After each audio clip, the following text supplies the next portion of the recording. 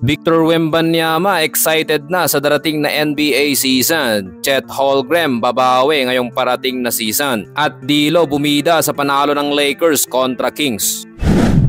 Well, matapos nga ang kanyang preseason debut kung saan umiskor ito ng 20 points, 5 rebounds at kumana ito ng 3 tres sa loob ng 19 minutes, ang 2023 number 1 overall pick na si Victor Wembanyama ay overwhelmed, hindi dahil magandang kanyang performance sa kanyang debut kundi una pa niyang nakasagupa ang kapwa 7-footer na si Chet Holmgren. Samantala, sinasabi ng ilang analyst na yung wingspan niya ang magiging problema sa magtangkang dumakdak sa kanya dahil sa tangkad na 7'3" at hindi maikakaila na magdo-dominate ito sa depensa lalo na sa painted area. Makikita kasi na sinubukan ni Jalen Williams na umiscore sa kanya pero imposible dahil sa kanyang maliksing galaw at haba ng mga kamay. Well, mapapansin pa sa laro nila sa Thunder mga bro, si Wembanyama ay mostly namamalagi sa wing kung kaya't si Williams ang laging bumabantay sa kanya. Ngunit patuloy na lumalabas ang husay at liksi ni Victor Wembanyama. Matapos ang kanyang spin move at scoop layup ay parang isang bagay na nakikita natin mula sa 6'5" na manlalaro at hindi sa 7'3". Lahat ng iyon ay nakakatakot dahil na din sa kanyang liksi at ball handling. Mga fans ay excited na para sa NBA season dahil nai-imagine na ang magiging bawat galaw ni Victor Wembanyama. Sa kabilang banda naman, Chet Holmgren debut para sa Thunder. Umiskor ito ng 21 points, 9 rebounds, 1 block at 2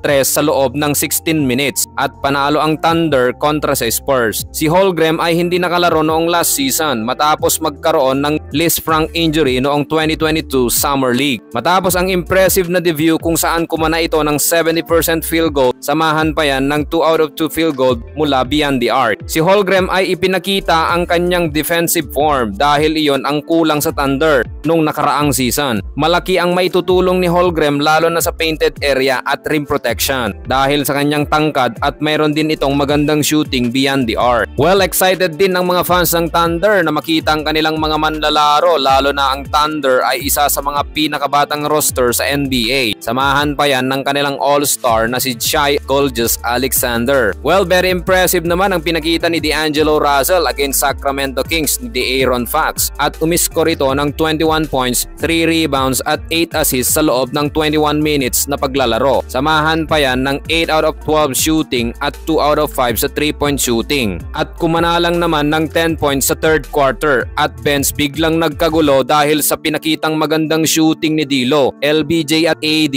nasiyahan sa pinakita ni D'Angelo Russell. Samahan pa yan ng magandang pick and roll ng kanilang sentro na si Jackson Hayes. Well, very excited ang mga fans ng Lakers dahil malayo ang pagitan ng roster ng LA Lakers last season kumpara sa kasalukuyang roster dahil fully equipped sila sa depth guards at shooting guards. Samahan pa yan ng young talents gaya nila Austin Reeves, Rui Hachimura at Gabe Vincent. Excited ng lahat ng mga fans ng NBA sa darating na season mga bro dahil magsisimula na ang NBA season sa October 25.